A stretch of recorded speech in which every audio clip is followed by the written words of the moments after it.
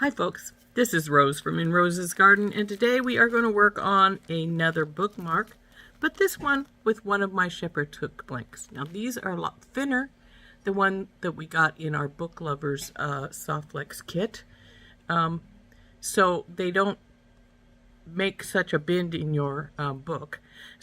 But the rest of the beads that we're going to use, other than these little daisy spacers, are from our Book Lovers kit by SoftFlex, the Design Challenge kit.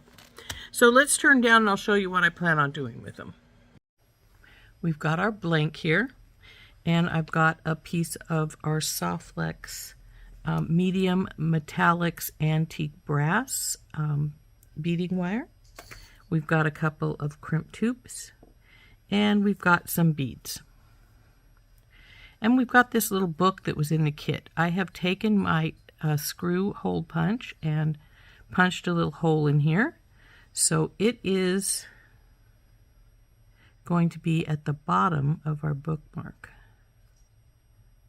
like a little charm kind of thing. Now this is a blank book, and you can write in it if you wanted to.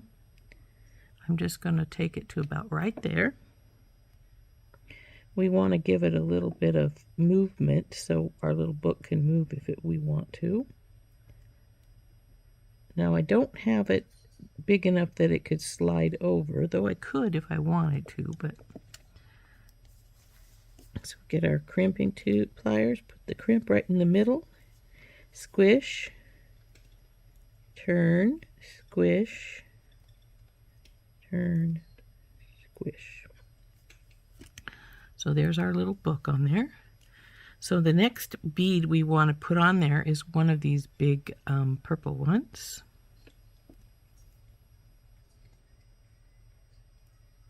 So right there.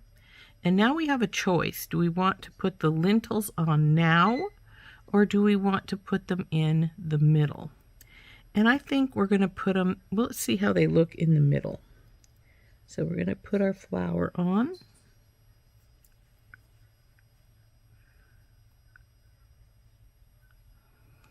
Keeps flipping.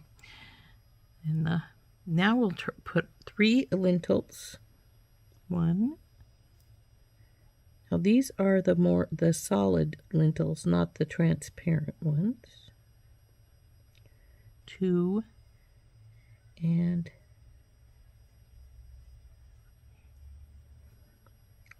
3. Then the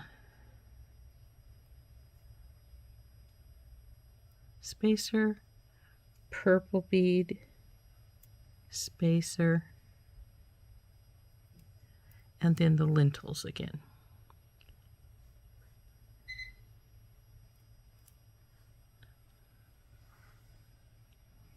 So we've got the 3 lentils. 1, 2, 3. The spacer, the flower, the spacer, and the purple bead. Okay, now we've got this done. It's going to be a little longer than I normally would have it be, but it's not bad. I can live with that. So now what we want to do is we're going to take this crimp tube here, swing it around, go through this bead and our crimp tube, and come out to the other side. Now, I'm actually going to get this to go back up some, because I want to go through this little spacer too. And you might ask me why. The reason I want to go through this spacer as well is that, see, there's a little gap in the flower right there. That will allow the beading wire to drop down in there and not cause any problems when if it's, come on, there we go. So that when it comes out, it's not causing a gap in my wire by holding it up right there. So now we need to crimp this crimp tube right here. Need to leave it a little space because it needs the space so you can get it in the divot, right? 1, 2, and 3. So there we go. Now we can get in here with our cutters and cut that off. Now I still have a little space up here because I left it, and so if you wanted to, I could put a crimp cover on it, which I may do, but we'll see.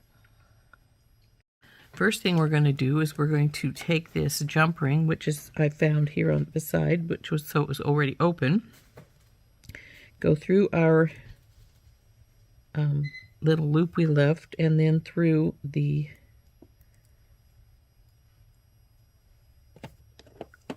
hole in our bookmark. Take hold of both sides. Come on, baby. Let me get hold of you. And we'll, wow, why is that one so stiff? It doesn't want to close.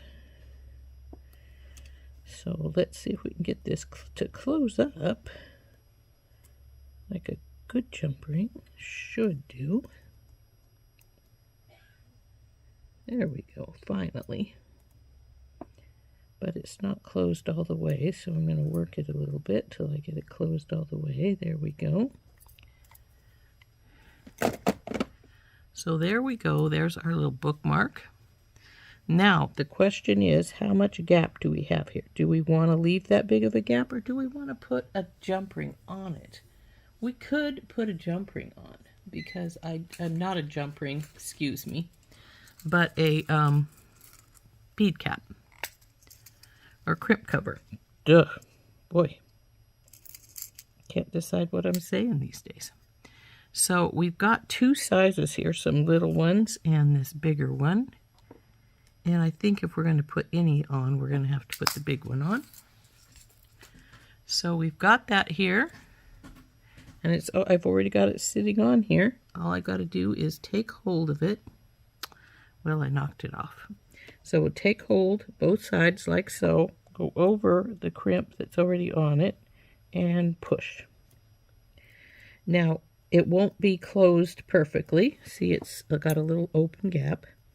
So we want to get back over here and squish it into place and close her up.